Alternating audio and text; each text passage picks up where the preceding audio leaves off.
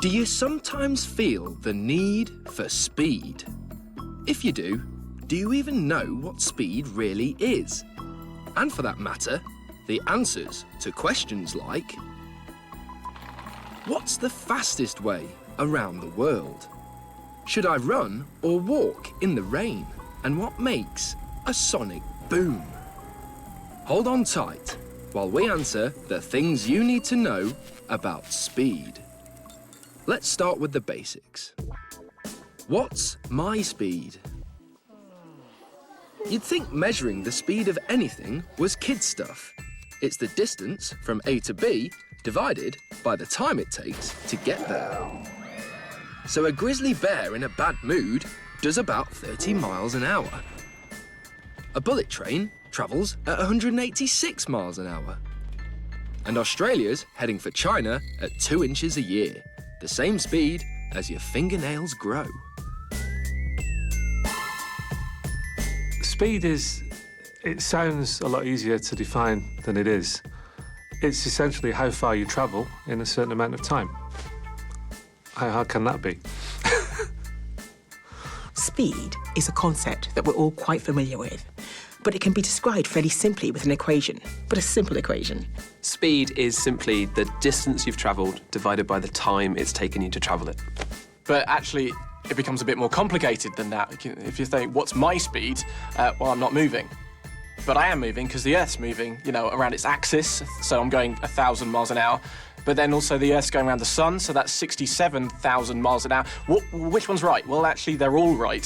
So it's very odd if you think about it. There's never just one answer to the question, what's my speed? It really depends who's asking the question. The trouble is, you always need a frame of reference to measure your speed against. If there was nothing else in the universe, you couldn't even tell whether you were moving or not. Maybe you're going scarily fast. Speed is always relative, because it depends on the frame of reference. This business of the frame is one of those really strange things that is really obvious once you know about it, and it's completely hidden unless you look at it. So your speed very much depends on how fast you're moving compared to your surroundings, but it depends where that is, because if you're on a train, you might think everything is relative to the speed of other things on the train. The moment you put your head out the window, though, suddenly it's relative to things outside the train. Until people really start thinking about it, everyone assumes the frame is the Earth. Everyone is stationary with respect to the Earth. The reference frame is the ground. That gets a little more complicated when you're on a ship and you want to measure speed of ships relative to each other, and people started worrying about that then, because the sea is a moving reference frame. It's not necessarily, there could be a current. Do you measure with respect to the current or with respect to the ship or the shore? Same happens with aeroplanes when you're trying to work out where they are. So if you imagine you're in your car and you're cruising along at a constant speed, how do you actually know that you're moving? If you ignore all the bumps along the way, that's a good indication. The only way you really know you're actually moving is by seeing all the scenery whiz past. So if you were in a car that had blacked up windows, it would actually be impossible for you to know you were moving at all. And that really is the heart of relativity, is that there is absolutely no way to know if you're moving or not. A baby can throw his rattle and think it's going 5 miles an hour. But if he's on a train doing 500 miles an hour and you're on the platform, the speed of the rattle adds up. Then again, if baby fires his machine gun backwards at 500 miles an hour, you could catch the bullets in your teeth because the speeds cancel out. Speed can get tricky. Imagine you're playing tennis on a moving train. In your reference frame, you serve a whopping serve at, say, 80 mile an hour.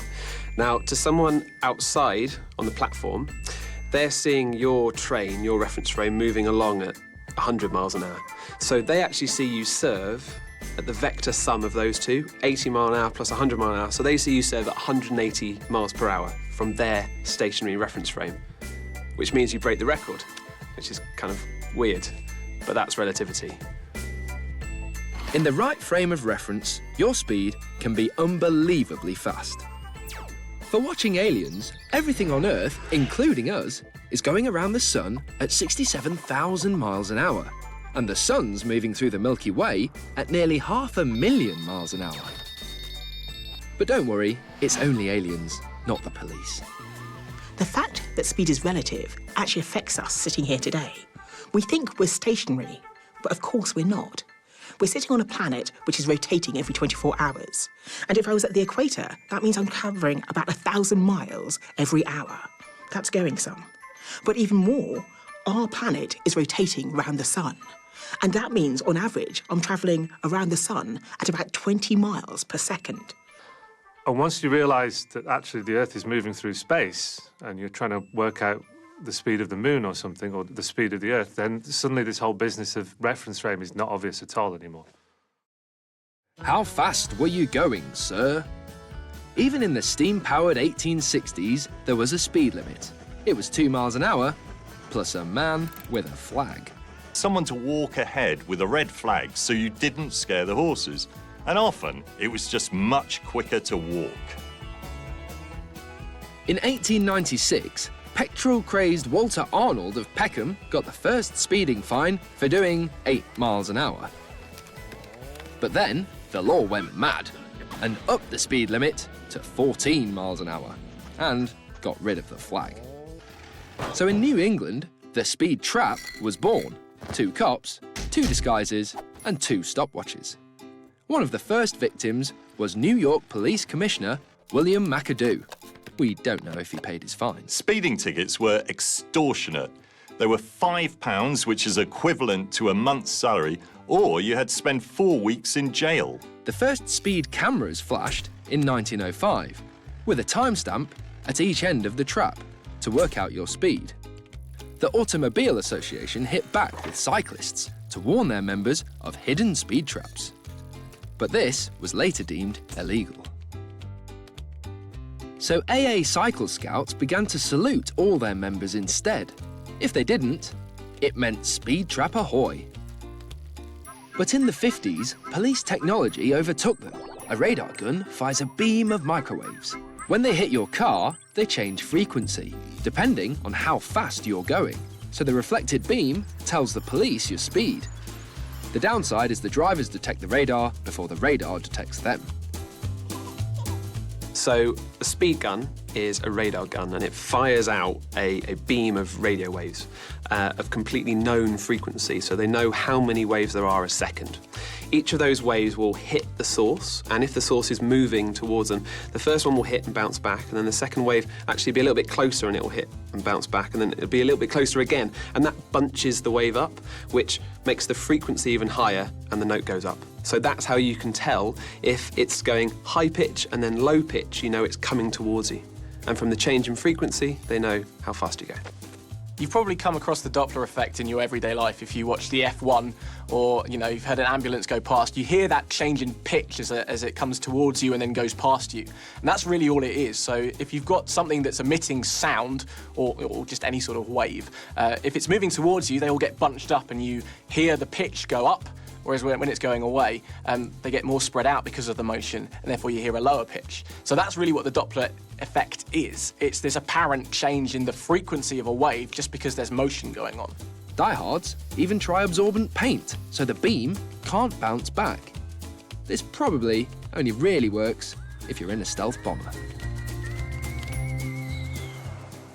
In fact, if you don't want to bother using radar and all these things to work out a car's speed at one particular moment, you can kind of cheat and work out its average speed over a certain amount of time. In some places, like the US and Australia, where you've just got these huge expanses of road, they use light aircraft to time how long cars take to go between 2 big stripes that have been printed on the road. And they can calculate the exact speed, on average, that car is doing. And if it's going too fast, they just radio down to a police car to go and pick them up. What makes a sonic boom? You don't need a jet fighter to make a sonic boom. Nearly 5,000 years ago, we discovered them, along with the simple whip. But no one knew what made the crack, until Austrian scientist Ernst Mach figured it out in 1887. He realised sound waves were like ripples in water. When a boat goes faster than the ripples, they've got nowhere to go, so bunch up in a wake. The same happens with a whip. Sound waves ripple through the air at 768 miles an hour. But the tip of a whip goes faster, bunching up the sound waves and producing a very loud shock wave. Things that are moving have energy. and energy is conserved. So if you set the whole whip moving, it's got a lot of energy. But then as the whip gradually stops and the only movement is in the end, all the energy is in the end of the whip, and that has to move really, really fast to carry all that energy. You're putting in a set amount of momentum, and as it goes down the whip, the mass is getting smaller and smaller and smaller, but the momentum itself isn't changing. And if the momentum is the speed times the mass, and the mass is being reduced, the speed has to increase to compensate. So the sound waves can't propagate away from it. They kind of form a wake of sound, and you hear it in one big blast. That's a sonic boom. This is all good fun for pistol-packing, whip-cracking cowboys, but bad news for 1920s pilots. Planes were slow, but the propeller tips were spinning at near the speed of sound, so the shock waves could send the plane out of control. In fact, parts of a plane can go supersonic even when the whole plane is not supersonic. To understand that, it's to do with the propellers. In the middle, it may not be spinning that fast, but as you go further and further out along the propeller, it's going faster and faster. In fact, if you double the distance you're going out, you double the speed that's going. And so while most of the propeller may be below the speed of sound, the tip of it might break the sound barrier.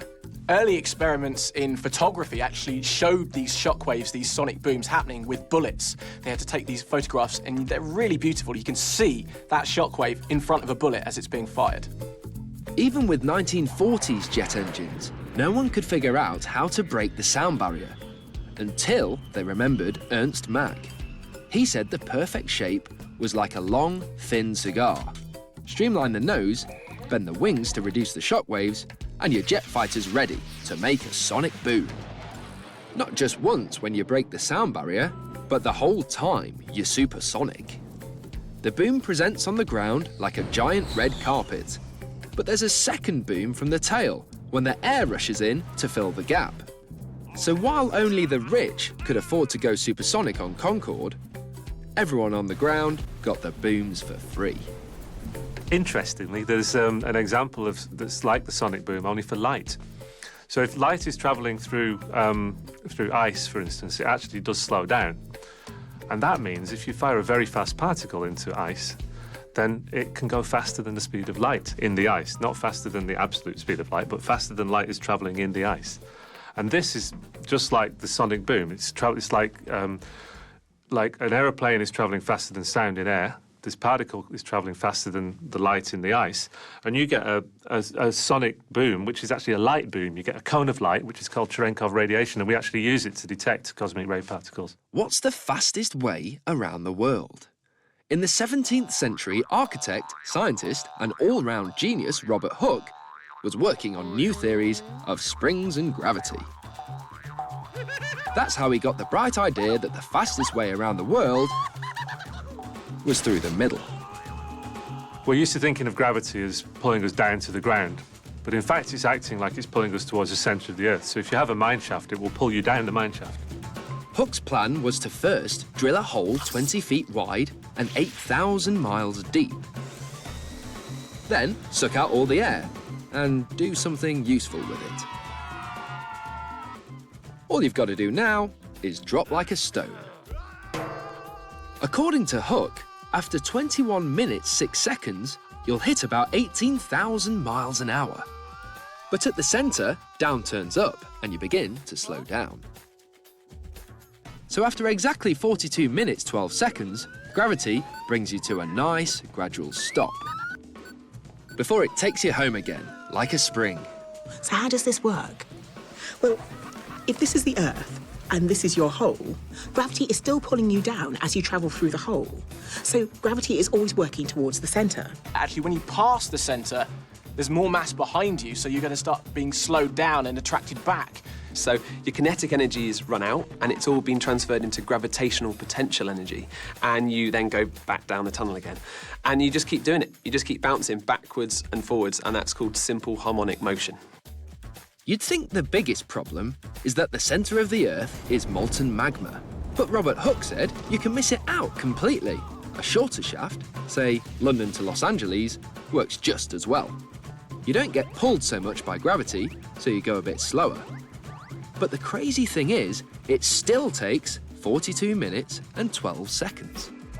when scientists calculate how long it would take to fall through a tunnel going through the Earth, there's several things they have to take into account. And so they set up these equations with the angle you're going into the tunnel, the density of the Earth, the gravitational constant, all these things. And they calculate them all down to work out the total time. And the amazing thing is, if you do all these calculations, it actually doesn't make a difference what angle you go in. There's no impact of the angle. It actually doesn't make a difference how big the Earth is. All that matters is the type of rock the Earth is made of and the gravitational constant. The reason is that although the distance is shorter, the force that's pulling you is less, and they cancel each other out, and you get the same time wherever you go.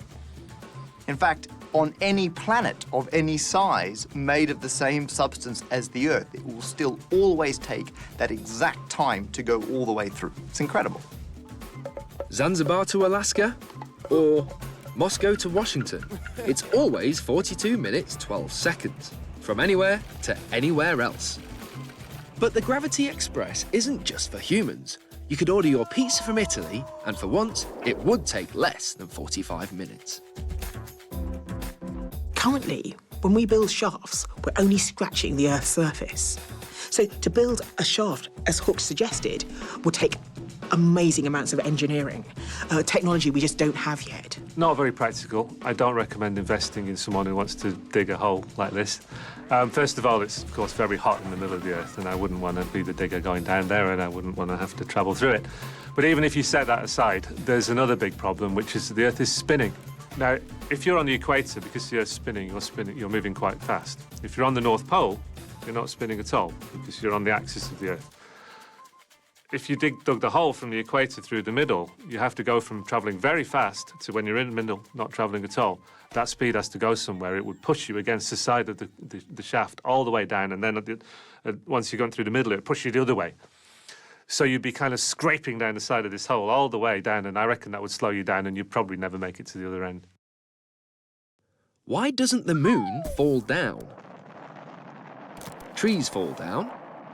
Trousers fall down. And dead pigeons fall down. So why not the moon? You kind of imagine that there's something holding it up, but that's not true. Good old Isaac Newton worked out that the same force that causes everything to fall down to Earth is the same force that keeps the moon going round the Earth. Thinking of the moon as a big object suspended in the sky doesn't make any sense. It makes much more sense to think of the moon and the Earth as two balls in space. One of them is bigger than the other one, but they're both there, just going round each other, and they're attracting each other by gravity because they both have mass. Now, the Earth has a lot more mass than the moon, so its attraction to the moon is bigger, so it does make some sense to think of the moon as going round the Earth.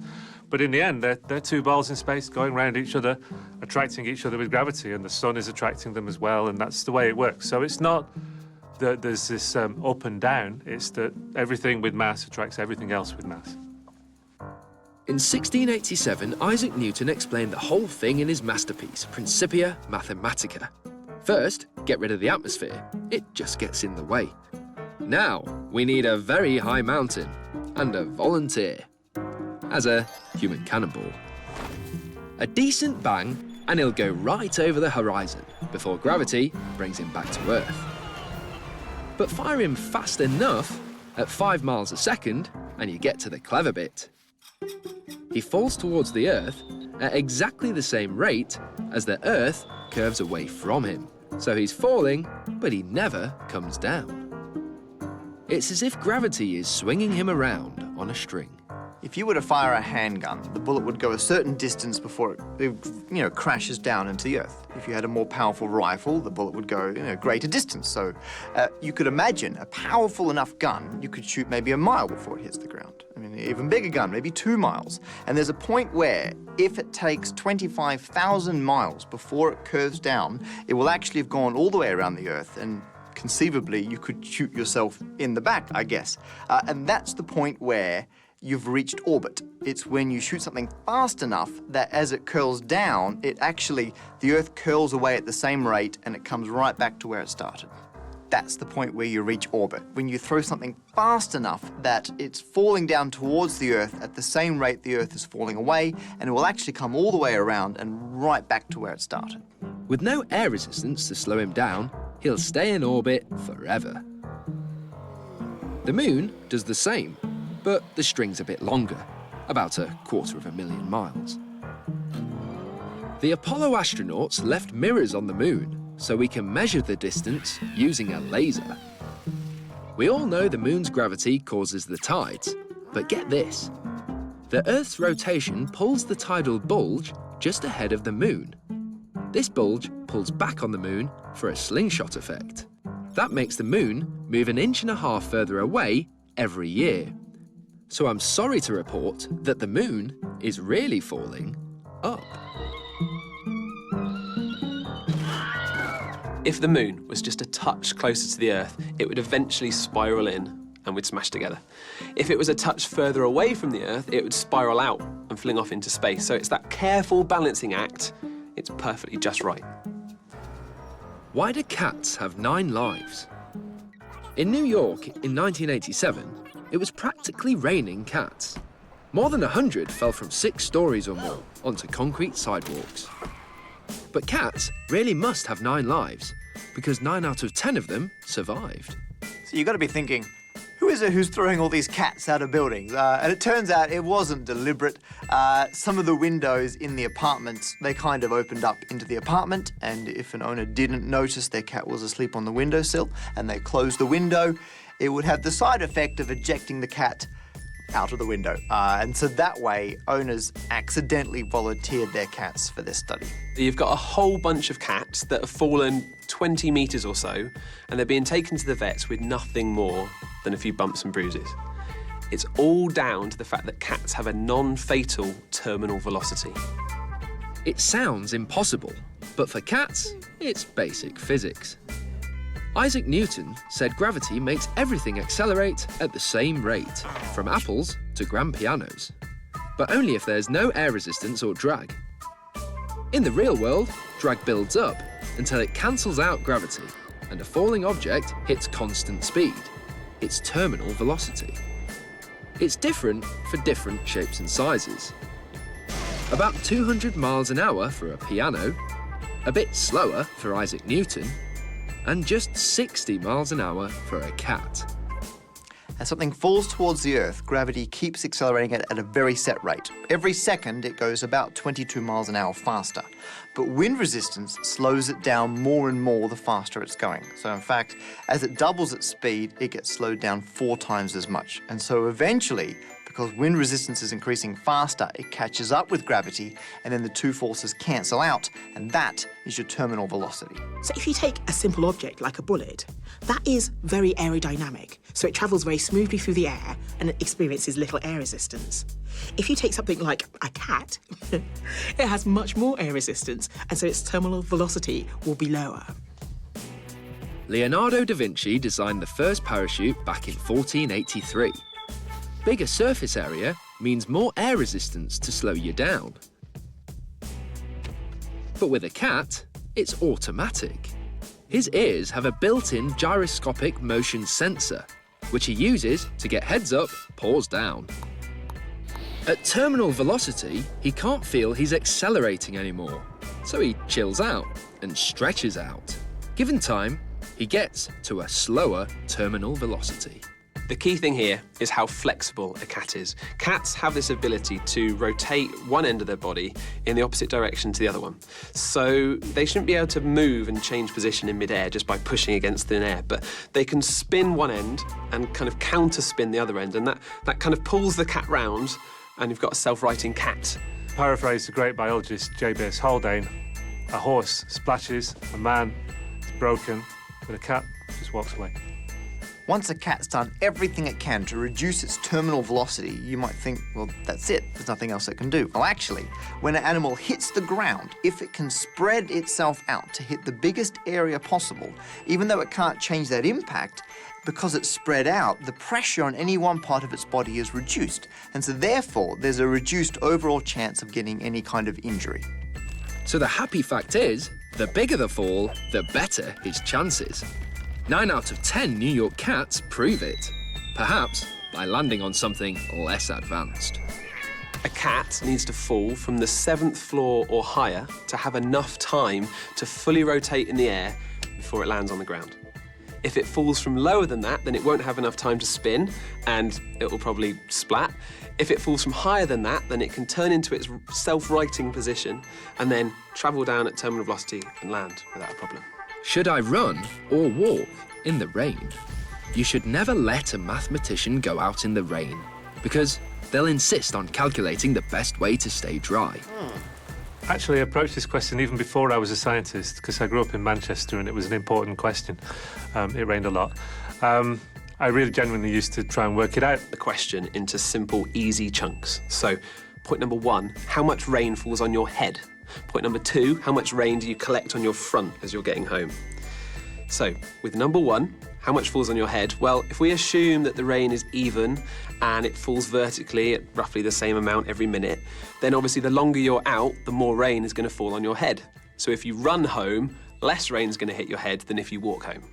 On the other hand, when you go as quick as you can, you feel the rain splashing you in the face because you're running into the rain as it falls down as well. So you might ask, is there a trade-off between these two facts? Now, in fact, if you do the sum, you have to integrate over the rain that you sweep out as you go. As you go, you run from your house to school or whatever. And it turns out it makes no difference. So you're best just to go as fast as you can. Unless there's a wind. If there's wind, it gets a little bit tricky. Raindrops fall at a terminal velocity of about 15 miles an hour. But wind can blow them sideways at about 7 miles an hour. You can walk through it at 4 miles an hour or try running at 10. But mathematically, humans are a difficult shape to deal with. So let's keep it simple with rectangles. Now please pay attention for the emergency rain procedure. If there's no wind, you should run, not walk. You'll get exactly the same amount of rain on your front, you're just sweeping it up faster. But you'll get home sooner, so less rain falls on your head. It's a different story when the wind's blowing.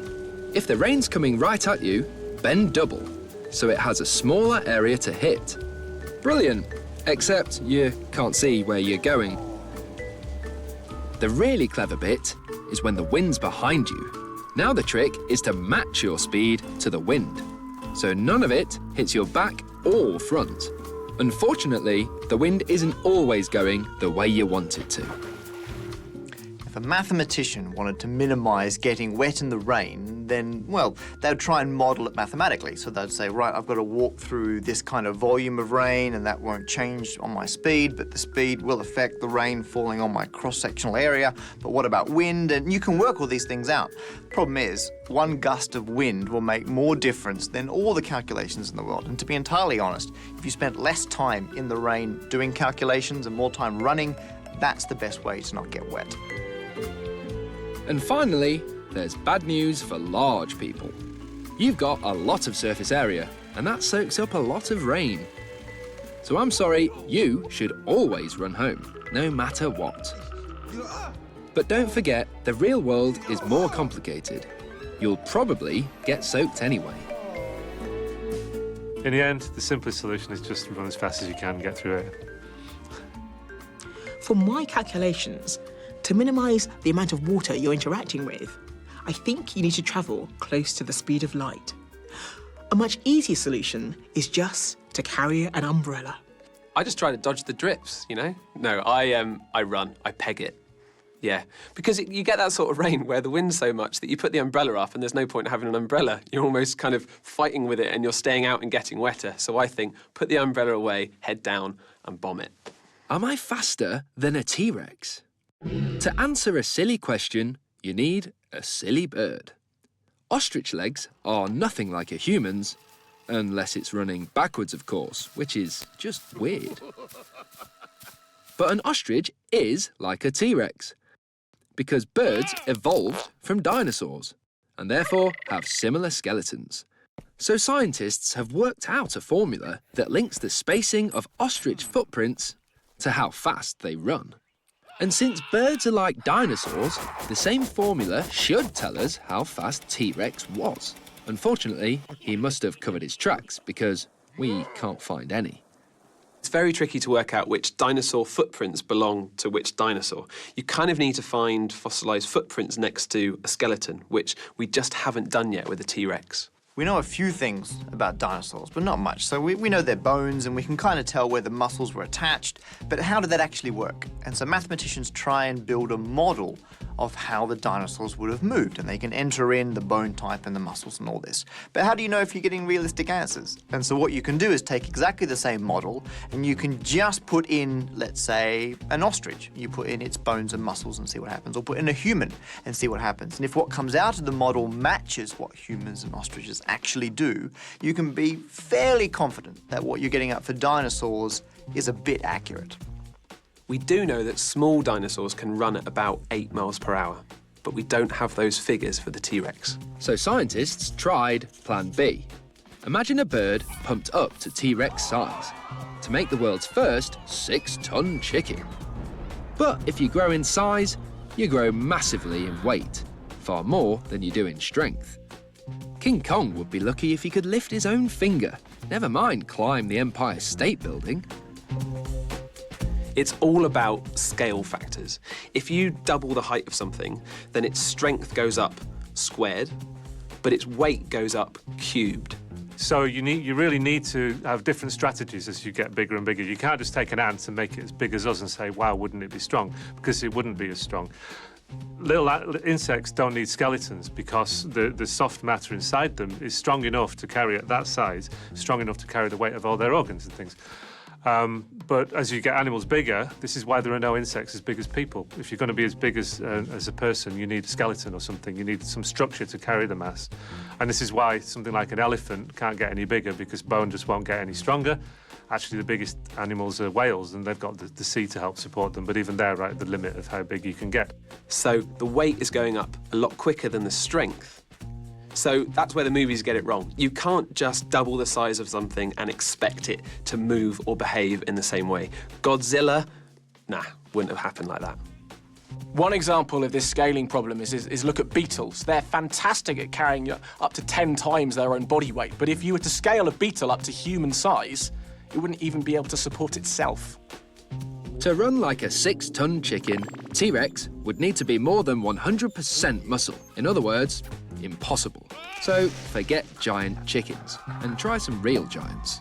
You'd expect to run faster, you need to be bigger, right? You've got bigger legs, bigger muscles, you should be able to go much faster. However, the problem is, if you were twice as big with twice the legs and everything, your mass has actually gone up by 8. So you've got twice the muscles, but 8 times the mass. And that is the momentum that slows you down and makes it difficult to run. And that's why elephants, huge mass, have to have massive legs to support all that mass, and they can't run that fast. Elephants never lift all 4 feet because the impact's too big for their bones. It's known as Groucho running, after comedy legend Groucho Marx. So it's possible T-Rex did the same thing, to take the strain off his legs. He didn't sprint like the fastest humans at 27 miles an hour, but he could still do about 15. Try out running T-Rex yourself, see how far you get. How do you stop a flu epidemic? Congratulations! You're the first to catch a new and horrible mutant flu virus. So after you've called the doctor, call a mathematician, because now it's all about numbers. The key number is how many people you pass it on to. If it's exactly 1, then you get better and your friend just takes your place, so the outbreak isn't growing. He won't be as happy about that as you are. If it's more than 1, it's an epidemic, and now everyone can get it. This number is known as the basic reproductive ratio. The higher the number, the more infectious the disease. Contact is one of the ways these things spread. If you're on a desert island on your own, you're not going to be infecting anybody, whereas if you're on a packed train, then there's lots of potential people you could infect. So that's why you really need to take a tissue with you. Malaria has a basic reproductive ratio of well over 100. For measles, every victim potentially infects another 14. But for flu, the average is only 1.8.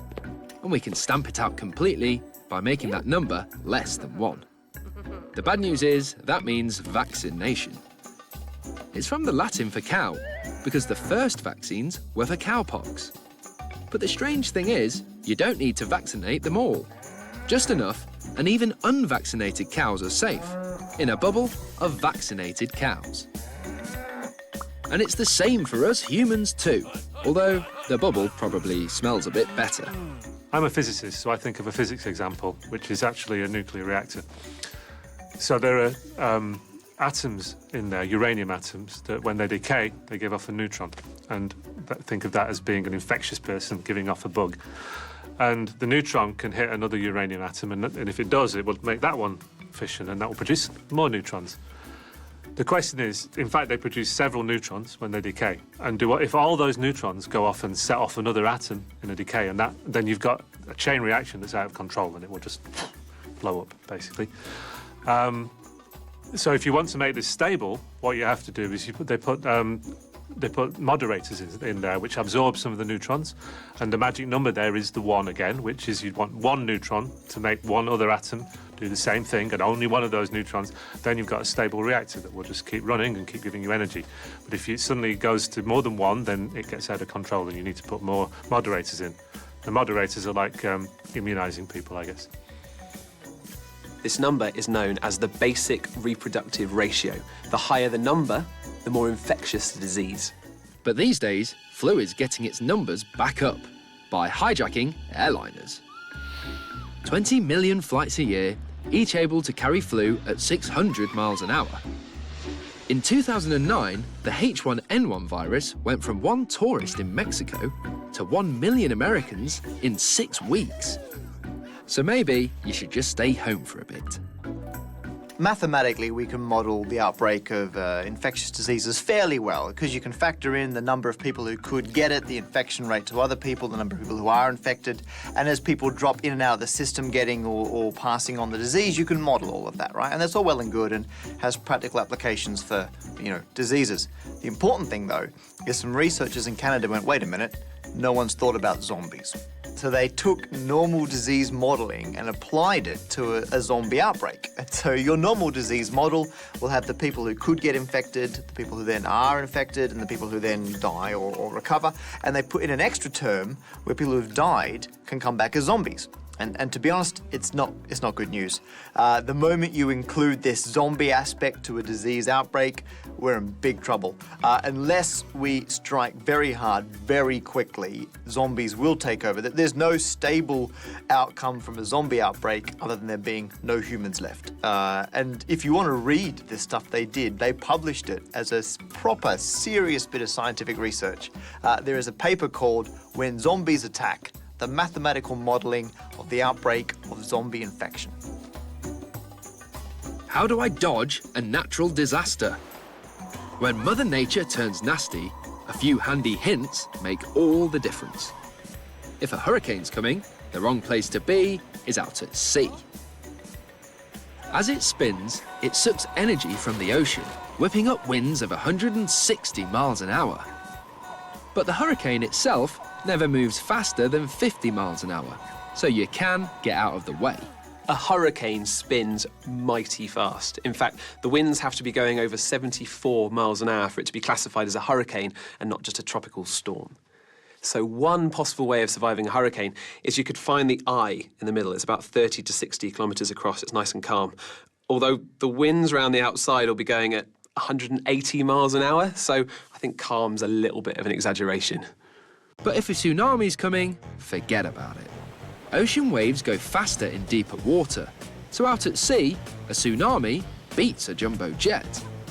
But the strange thing is, the wave's only a few feet high, and it's hundreds of miles from one peak to the next. You'll bob up and down so slowly that you won't even feel it.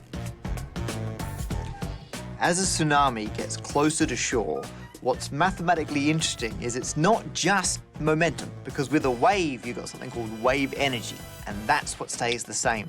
And as the wave gets slowed down, as its wavelength decreases, to keep the same wave energy, it's got to increase the density of the energy, and it does that by increasing the height. And so what was a long, slow-moving wave, to keep the wave energy the same, becomes a short, very high very dangerous wave. With a tsunami, you've got to be a bit careful about what you're looking at in terms of the speed. When it's out in deep sea, they can travel really fast, like 600 miles an hour. But actually, the amplitude on the surface of the sea is tiny, that you really wouldn't notice it at all. Where it really comes into play is when it starts reaching the ground and the thing slows down, but you start to see the full tsunami, and that's where you get all the devastation happening. So it's far safer there than on the beach. In shallow water, a tsunami slows down to 30 miles an hour, but can grow into a wall of water 100 feet high. This sucks all the water from the shore. If you see that, run. And don't stop until you reach the mountains. But don't jump for joy. 9 out of 10 people who die in an avalanche start it themselves.